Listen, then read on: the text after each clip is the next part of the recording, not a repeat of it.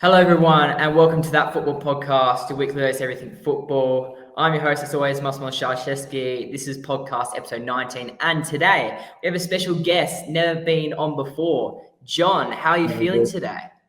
Feeling all right. It's a bit of a highest point in my YouTube career so far, appearing on such a prestigious podcast.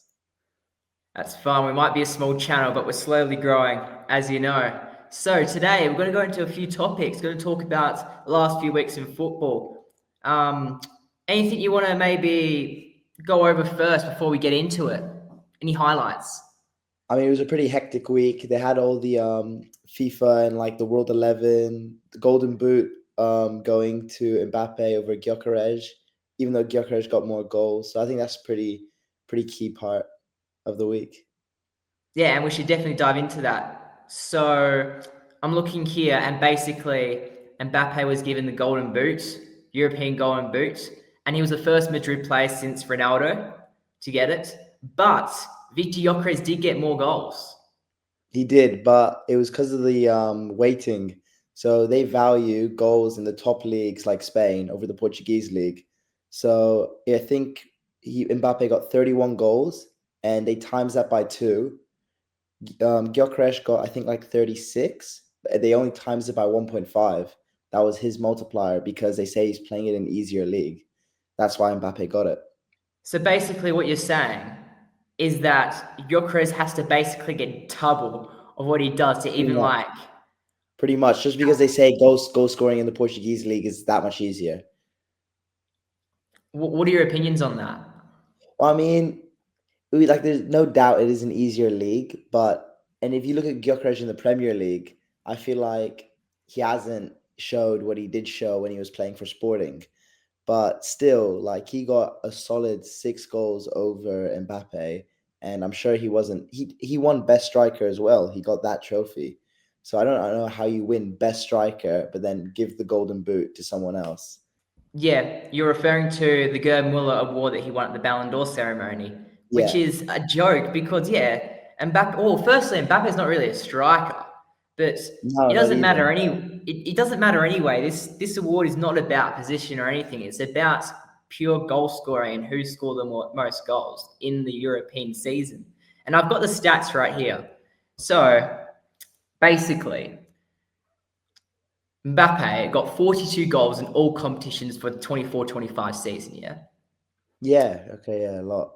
And then Viktor Gyökeres, 67 goals and assists in 52 games, 54 goals. That's not, yeah, it's a lot. Now, when you hear these stats, it's insane. 39 La Liga Portugal goals. 39 Liga Portugal goals. Yeah, it was 39, not 36. Yeah, 39 goals. And Mbappe, how many La Liga goals? I think he only just broke 30, like 30, 31. Yeah. It's just he did finish La Liga goals Golden Boot, but still 6 goals in the UCL for Gyökeres. Yeah. 5 in the Taça de Portugal, which I think is like the FA Cup version of Portugal. Probably is. Like all the teams in Portugal compete, and then 4 goals in the Allianz Cup, which is another like Carabao sort of thing. Yeah, probably. And 13 assists still as a striker is pretty insane. Yeah, especially for like his type of striker, because he's pretty much an out-and-out goal scorer, not really linking up. But for him to get 13 assists, it just shows like how much of an impact he had at Sporting. 100%. And now, because of this golden boot that Mbappe won, whether it was rightfully or not so, he now has a UCL golden boot, a World Cup golden boot, La Liga golden boot from last season, now a European golden boot, and 6 Ligue 1 golden boots. Yeah, no, Mbappe, I mean, I saw recently that he's 26 or 27 now. In my mind, he's still like a 21-year-old or like he's like 20 years old, like with that World Cup in 2018. But he's definitely like got so much trophies to show for, like, he's been playing almost 10 years now, proper high-level professional football. And he's probably won something every single year. It's crazy to think that World Cup campaign was 7 years ago. It just felt like yesterday. Yeah. Watching it at Just home, like when Croatia, or I was gunning for Croatia. I wanted the underdog story to win. yeah, Mbappe was just terrifying that World Cup, even at 18 years old. Yeah, So youngest. I think it was what first teenager since Pele to score in a World Cup final. yeah, it was. But Pele was also he was 17 when he did it. Yeah, he was So younger. I do not think anyone's going to beat that statistic. Not in a long time. No, that's pretty insane. Yeah, so as you mentioned, the UEFA's weighting system, which places higher value on goals in Spain than in lower ranked leagues. Yeah, It's so it's just probably what top 5 leagues, and then they get ×2, I think, and then below that would be like 1.5, because that's what Portugal was, a 1.5 multiplier. So yeah, it's pretty unfortunate for him. Pretty guttering, but obviously he's moved now to the Premier League, and we'll see what Viktor Gyökeres can do in the Prem. But Mbappe, he's still keeping up his score record yeah, he is. in La Liga. He's a joke, pretty much. Pretty much. Like, it's World Cup year, don't forget as well. It is lots of there's so many transfers and stuff. So many players trying to leave to get game time just because it is World Cup year. Like I saw, Lewis Skelly might be going out on loan. Mainu might be going out on loan, all because of World Cup year is always so good because is all these players are just starting fighting for their spots even more. Yeah, it's very good to see. And talking about that, we're going to talk into another point on transfers. Is that Endrick? He wants to leave on Yeah, loan. he wants to leave. Did you see? Yeah, you saw that, yeah. I did, and I feel like I know where he's coming from because when Real Madrid bought him, he was like 60 mil when he was 15. He was like the most expensive for his age ever, and he was like everyone was gonna say he was gonna be replacing Vinicius, better than Rodrigo, but he's just not getting any game time under Ancelotti and now under Xabi Alonso. The thing is, though, I'm not 100% sure about recent results, but I remember the last time I watched Brazil was this year in March. It was Argentina, Brazil, and Endrick played. Endrick was playing a bit for Brazil. So I'm not Yeah, sure why Real Madrid's maybe not giving him a chance. yeah, and it's like I remember back then he had a couple of runs in games under Ancelotti, and then it just got less and less. And I think he's not in the Brazil squad anymore. And now under Xabi Alonso is even worse, his game time. Yeah, but the favorite club is whether, believe it or not, Lyon. Really? Yeah, French league. That'll be exciting. yeah. Yeah, he said he actually wants them, and the club's pretty much interested in him. He'd be happy to go. Okay. That would be an interesting signing. I would want to see him play in the French league, yeah. I reckon that'd be good for him. I think it would be good for his playing style. Obviously, the French league more focused on individualism. I think it would be good to see. Yeah, I think he'll have a little bit more space, a little bit more time to dribble on the ball and stuff than he would under teams that play against Real Madrid, who would just low block and then hard to break down. Yeah, of course.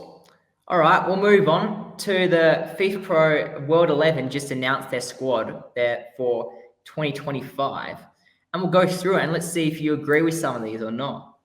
So I starting know. I off, already know one that I don't agree with. okay. Starting off, goalkeeper Donnarumma. Is there any complaints? I mean, so for me, Donnarumma, he's a really good shot stopper, but the modern goalkeeper needs to be really good with their feet, needs to be ball playing and like a part of the build up play.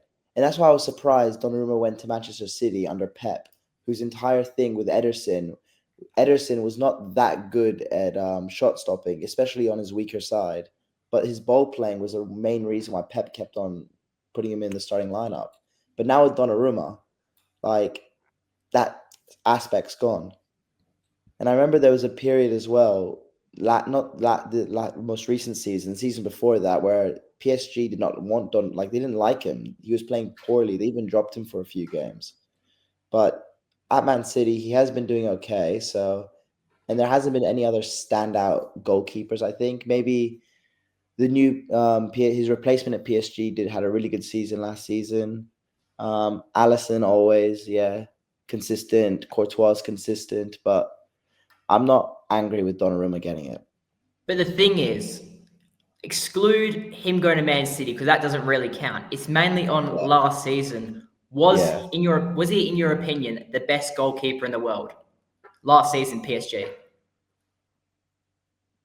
I feel like if he didn't win the Champions League, he would not have been given that World 11. I feel like I would have preferred like Alisson. I would have preferred Courtois over Donnarumma last season. Okay, I'm hearing you.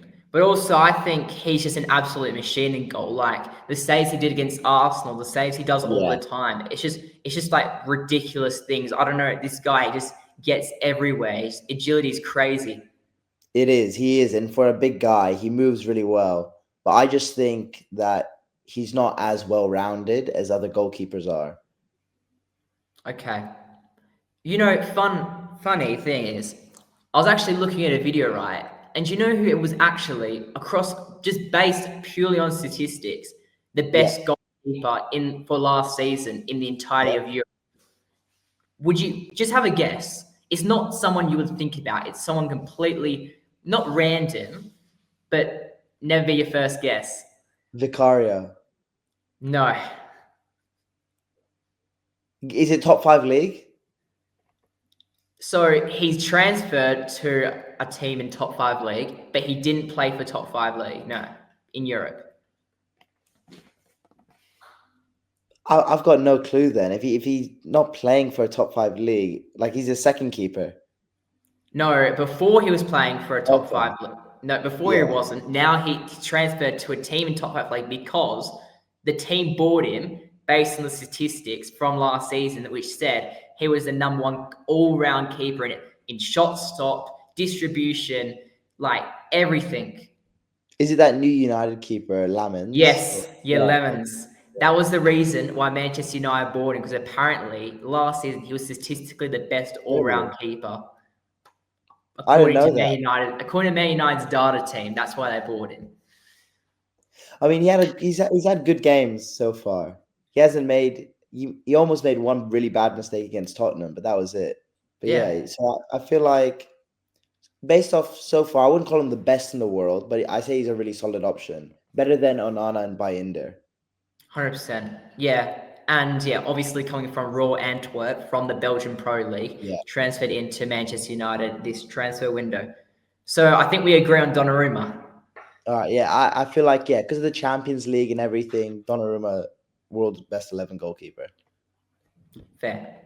All right, going next to, it's gone for a back three of Hakimi, Virgil van Dijk, and Nuno Mendes. Thoughts? See, that's the thing with these always sorts of things. They always pick formations and they put players in that don't sort of like fit. Like Nuno Mendes, he's not really the left-sided center back, and I feel like he'd get exposed a lot if he played there in real life. Like he's a solid left back option, and I think he's the best left back in the world right now. But they always try and they do it to favor the attackers, I think, because by playing 100%. a 3 back, they can put like another forward in, and because the forwards always get all the limelight. But those 3, okay, they are the best defenders. But Hakimi's a right back, Nuno Mendes is a left back, Van Dijk's the only center back in that back 3. Yeah, you're right. There's always a pattern when you're looking at these Team of the Years, World 11s. It's always a back 3 because they always favorite. They want to put as many attackers in as they want. They just want to put them all in. But are we agreeing on Hakimi, Van Dijk, and Mendes? I'm agreeing with those 3. I feel like those were pretty much the best defenders. And if I had to throw in another center back, as if we're playing a back 4, I think, well, I'd say I'd put in, even though Tottenham didn't have that good of a season, I'd say Romero is an amazing, amazing defender. And the World Cup, I think, proved that. So I'd throw his name up there. Who else would I throw in? Gvardiol, I think, had a very good season with Man City last year as well. Are you forgetting the big guy? If you're going to say an Arsenal defender, I'm not going to... Gabriel. No, Mate, what is this Tottenham bias? No, seriously. No. Okay, so one thing, Saliba, he makes a big error every single game. He is not a Rolls-Royce defender whatsoever. I do not like Saliba. Gabriel, I'd say at aerially, he's amazing. And 1v1, he's good. But I feel that he just gets outpaced and his positioning is a little bit off. I would prefer Romero. And that's not Tottenham bias. That is not Tottenham bias. I'd But the say thing is, Romero. though, Yeah, go on. he's a goal-scoring centre back. He's ridiculous That in was the air. Romero. Romero was the highest scoring center back 2 seasons ago. 2 seasons ago. We're talking about this season. We're talking about last Yeah, season. I know, but I'm just showing he's also a goal scoring. Yeah, nah, but I don't know. The thing is, personally, me, I don't know why everyone just glazes Virgil van Dijk every single year by year by year. I say this year he's been bad, but last year he's still. I mean, I'm not bad this year, but he's definitely dropped. Like his defending against Caicedo's shot, he didn't do anything. He just like he's aura defending. That's what people say. And then yeah, I feel like Van Dijk still was good enough to be in that World 11 last season. I wouldn't put him in it this season though. All right. Moving on to the midfielders, and obviously, they've gone for a 4 in midfield. Yeah. Palmer, Bellingham, Pedri, and Rafinha. Even though Rafinha's he's not even a left midfielder. He's no left midfielder. But Rafinha, hands down, should be there. He's my Ballon d'Or winner. Rafinha's my Ballon d'Or winner. Yes, he should have won the Ballon d'Or, 100%. Just the moments he had, those goals against Inter Milan, those screamers to bring Barcelona back into the game. The fact he got it was something like 40 goals in all competitions. He was playing at Leeds 2 years ago. I feel Rafinha definitely deserved it over Ousmane Dembele, but it's just they trophies have too much of an effect on Ballon d'Or. It should be more about individual performance. Is that what you believe in? But that's not actually the criteria. That's not the criteria. Just let you know. I know there is a criteria where it's about individual trophies and sportsmanship, right? Yeah. I feel like individual should be the priority at least of those three. Okay. But also, Bellingham. Why? Yeah. Wasn't he got injured as well for a bit, I think. He had a shoulder injury. He had to have surgery. Yeah. He was out for 4 months. Yeah. Are you joking me? That's just Real Madrid PR. Do you know what a comment actually said? This is funny. This is really funny. So the comment said, Bellingham, because he plays for Madrid. Nice. Yeah. It's just typical. It's just literally, yeah. Yeah, it's only because he plays for Madrid. If he was still at Dortmund but had the exact same season, he wouldn't be there. And that's just that he wouldn't be there. Palmer's another funny one because last season, the first half of the season, he was amazing. But then he went on a 10-game goalless streak or something as well. And that's the most important part of the season where almost every point matters. He just kind of ghosted a bit. Yes, I remember he was flying just before about December. I think he got a few little injuries. And then Jan, I remember from Jan onwards, he just went on I think it was a 13-game goalless drought. It was ridiculous. He just off a cliff. Yeah, it was pretty bad. Even though he did perform in that Conference League final and the Club World Cup. Yeah. But also, so obviously, do you think Pedri's deserved? I think Pedri is deserved just because it's if you look at Pedri's, I've seen all these photos of, they show Pedri's whole season and his ratings. And it's they're all 7.5, 8. He's just consistently almost every game a really just a really good player. And I feel because of that, he should be in the World 11. He's a really good midfielder. Yeah, obviously, there's no complaints with Vitinha, even though Vitinha should be centre midfielder. He's definitely deserved. Yeah, Vitinha he definitely deserved. I wouldn't say he deserved his ranking in the Ballon d'Or. 3rd is a bit high, but I feel based off midfielders, he definitely was one of the best midfielders last season. Now, may I propose something? What? Because I believe there should be a swap in here.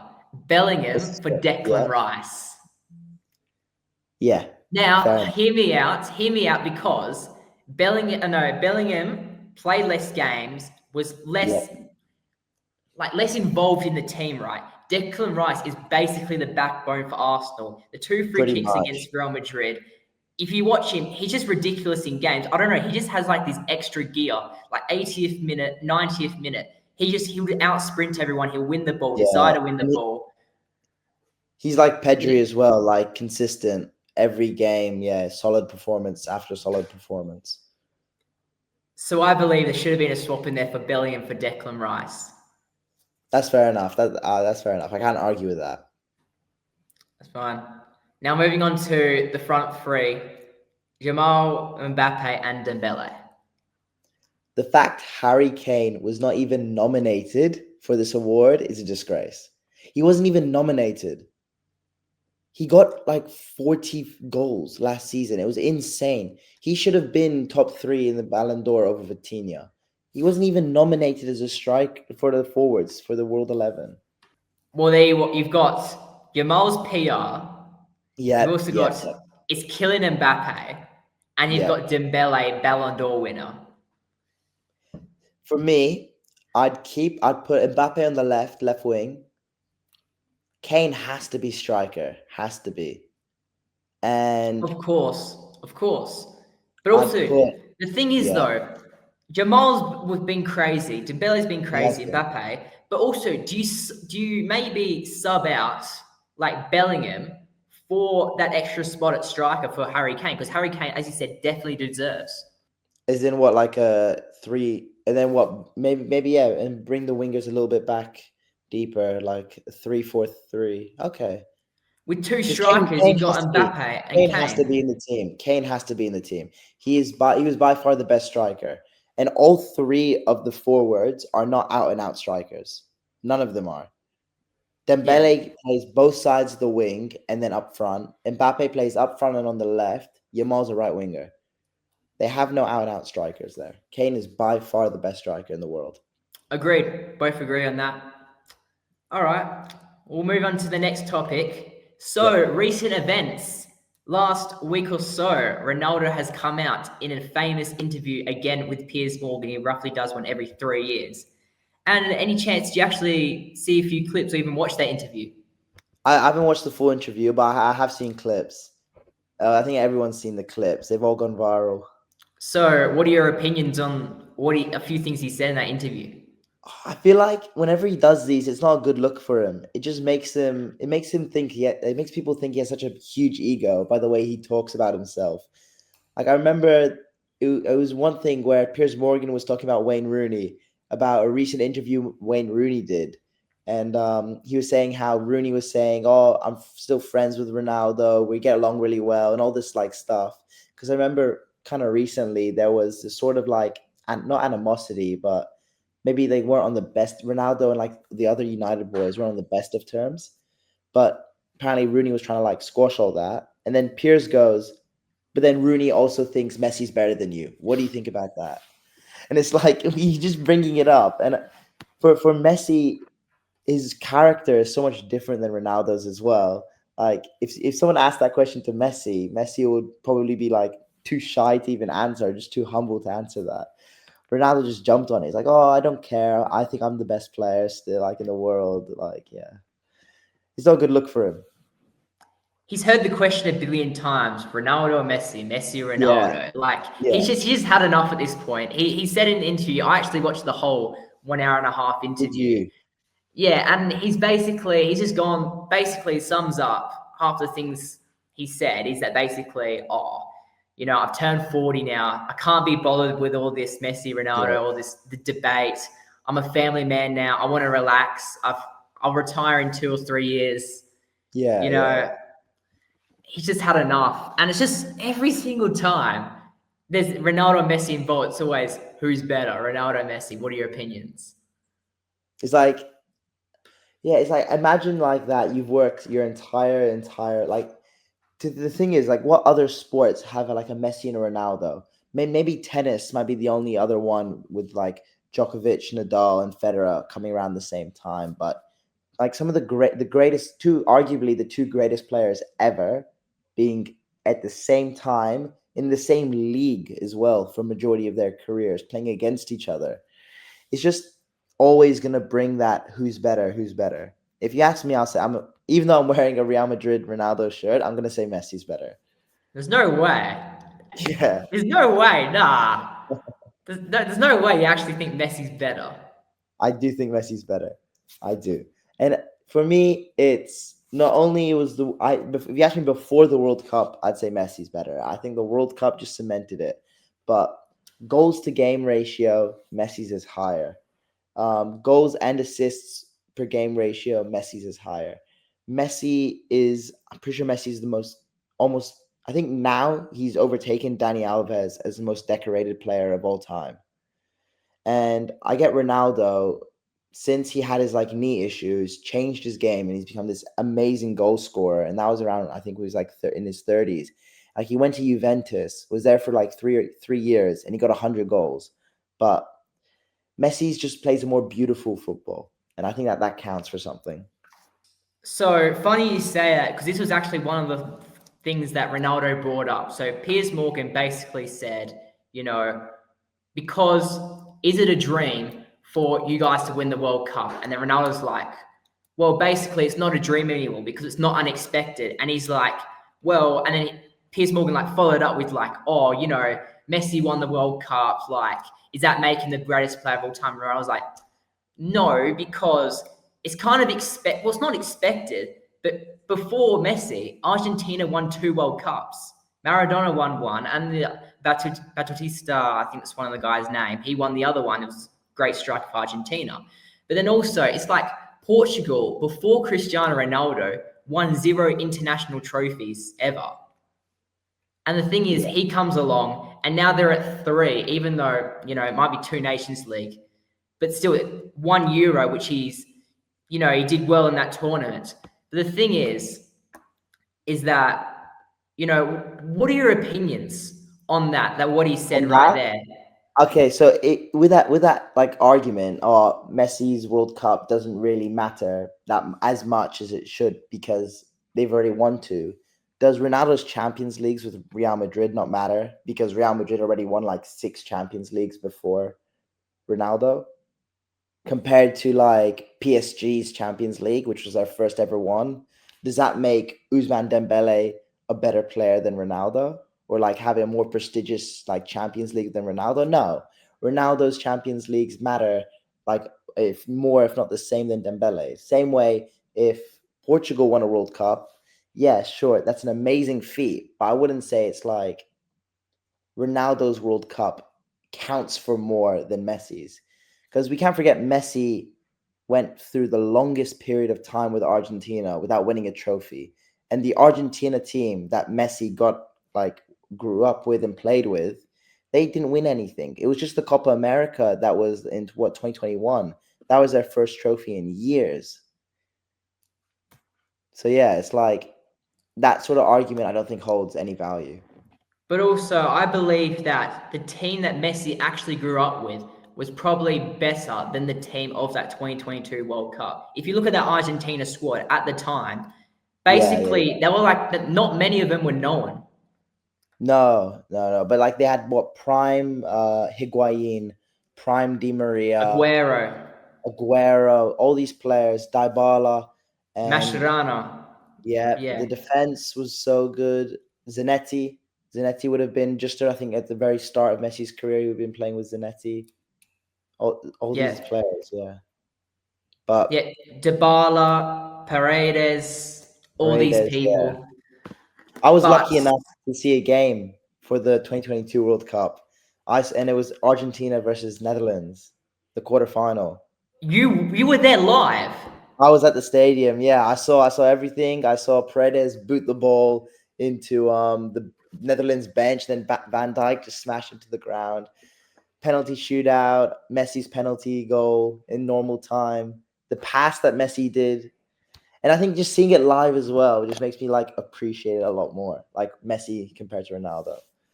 Because that pass, you the pass I'm talking about, that assist in that game, it was just magic. Yeah. It was amazing. Yeah. It was ridiculous. I must say.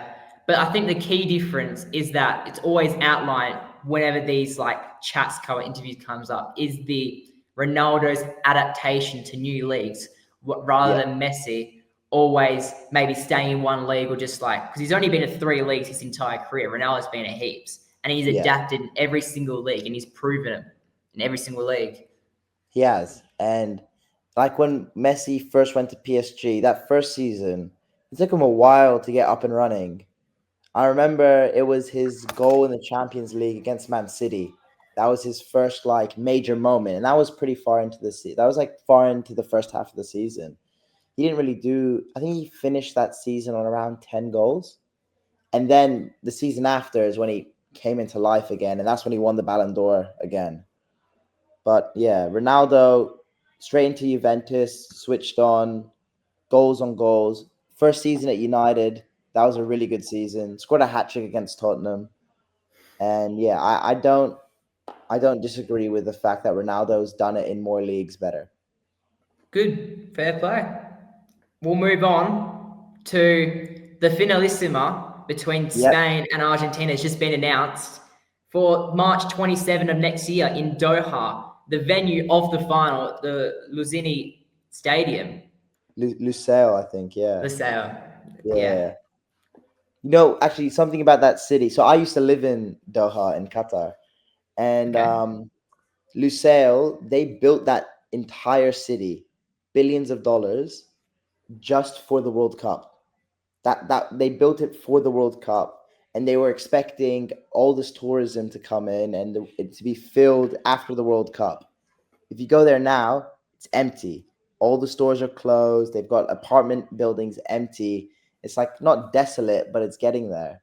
And I feel like Qatar would have been pushing really hard to host the Finalista at that stadium to try and bring more people back and hopefully keep him this time. It's good that you said that because I've been to, because I always go, I'm always traveling, be it Italy, Argentina, and I've gone to Hamad International Airport in Doha at least, I think, maybe 8, 9 times in the last 2 or 3 years. And the thing is, it's always open, it's always still big, it's always selling stuff. Is that World Cup store in the airport? I remember when I went in for 2022, every 100 meters or so, there was like an Adidas pop-up World Cup store. And I wouldn't be surprised if they've kept a bunch there still, because that was an amazing tournament. And it was one of the best ones since in the 21st century, I think, as well. And the final just brought it all to a really good close. And that just keeps people going back and like wanting to buy the kits from that World Cup, like the Argentina champions ones that they were selling, or Mexico had really good kits that year. And they definitely still make money from these like pop-up shops from that World Cup in Qatar. Yeah, people, as you mentioned, people here, everywhere you go across the world, they're still wearing those 2022 World Cups. Yeah, the gold one. Yesterday, I was in the center and I saw a person wearing a Ronaldo Portugal shirt from that World Cup. It's like it's still selling even after. Yeah, no, they just announced the new kits as well. Yeah, they did. Yeah, for the 2026 one. But yeah, now that World Cup was so memorable, and obviously the final, one of the best, if not the best finals, World Cup finals of all time, in my opinion, probably the best, just because of pure entertainment. I think it was boring. It was like after Argentina went 2-0 up, there was a small period where it was a little bit boring, and we all thought, oh, Argentina's got this. And in the 70th to the 80th minute, when France got that first goal, just flipped completely. Yeah, exactly.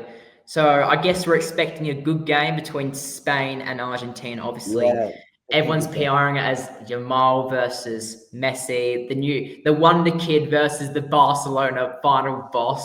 Yeah. Barcelona aren't happy at all with Yamal playing for Spain, especially in these qualifiers, because of his he's got the chronic groin injury that he's developed, and I feel like it could impact his game a lot if it gets worse. Yeah, that's a big talking point. We should actually talk about that because there has been battling Barcelona and the Spanish national team, especially with De La Fuente, the national coach. Him and Laporta and that have been battling over the last half year or so. No, it has been. Barcelona has not been happy with Yamal keeping on playing. And I feel like they've learned from their previous mistake when they let Pedri play not only in all like the international windows, they then let him go to play in the Olympics. And that's when he was really young. And in the season after, he just got injury after injury after injury. And finally now he's getting back to good form. But it's been like a pretty rough patch for Pedri after that season where he just played, I think it was like 60 or 70 games in a year. Yes, so could Jamal, could he be interrupted?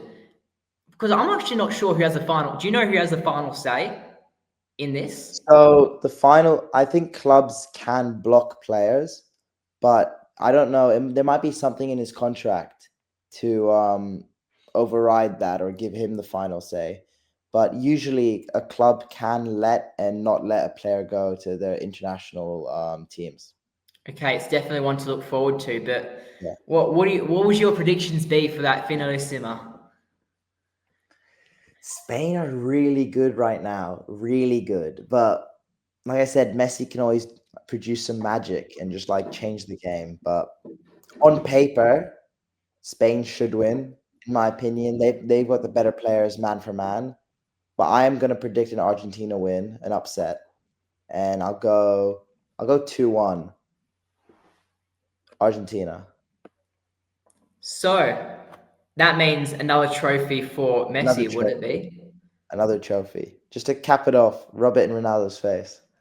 But we'll finish off on one last topic because this is actually a very recent one. I'm talking the last few days this has come up and it's actually brought to my attention. But they're going to announce the Super Ballon d'Or, apparently, according to Really? rumors. Now, do you know what that is by any I do chance? know what that is, but I thought they stopped. It's like the best player in the last 30 years. Yes, so it's only been awarded out once to Alfredo Di Stefano. Yeah. And the thing is, though, is that everyone's saying the award has lost credibility before it even gets awarded. Well, the thing is, like, when did they award it? Because Di Stefano, he played in the 60s, right? Yeah, so they awarded Yeah. it in 1989. So that 1989. means, yeah, 1989. So that means it should be, what, 2019 is that? 2019. 2019. 2019. 30 years. Is that, yeah? Yeah. So if they're going to give it out, why wasn't the award given in 2019? That's the thing. Like, that's where I get people saying like it's lost credibility because they haven't just done it every 30 years. They stopped. There's a 10-year break. Like, but wait, are they planning to give it out in like 2029 or like soon? I'm not sure. It's just rumored at this stage. But if they were to give it out in the next five, let's say if they were giving out 2029, so what, 4 years time? That means it'll be over 40 years. Where's the alignment? The first one's 30, next one's 40. What? Yeah. Next one's gonna be 50 years. Like, And I feel like, but to be honest, if it was 2019, could you give it to Messi? Because Messi really started 2006 is when he started or no, 2008 is when he really started performing. And what about the players before that? Like from 1989 to 2006. You can't just discredit them. And I feel like moving it to 2019 like moving it from that to maybe like, let's say they do it in the World Cup year, 2026. It makes it a lot easier to give it to Messi or Ronaldo. exactly. But do not forget, if they were to give it in 2019, Messi would have had zero chance. Ronaldo came on the back of 3 Champions Leagues. He won a Euros for Portugal 2016. He Yeah. won something with Manchester United. And also, before that, his trophy cabinet was not really born, really. Before No, 20, no, definitely not internationally. His clubs yeah, at that point he would have won. It would have been 2 or 3 Champions Leagues. The 2015 one, and then also the one where they beat United 2-0. I think 2 Champions Leagues, a few La Ligas, but definitely Ronaldo would have dominated because he'd won the Premier League, won the Champions League with United, Champions Leagues with what's it called, Real Madrid. But then even if it was 2019, what about the players before Ronaldo? I don't think you can. Well, really, you've got Zidane, you've got R9, and then you've also Ronaldinho. Yeah, because you can say like they finished their careers. Ronaldo at that point, his career's halfway done. It's always hard. It's always hard because you're battling like recent events, comparing it to old events, and you're always going to favor like recent events, are you?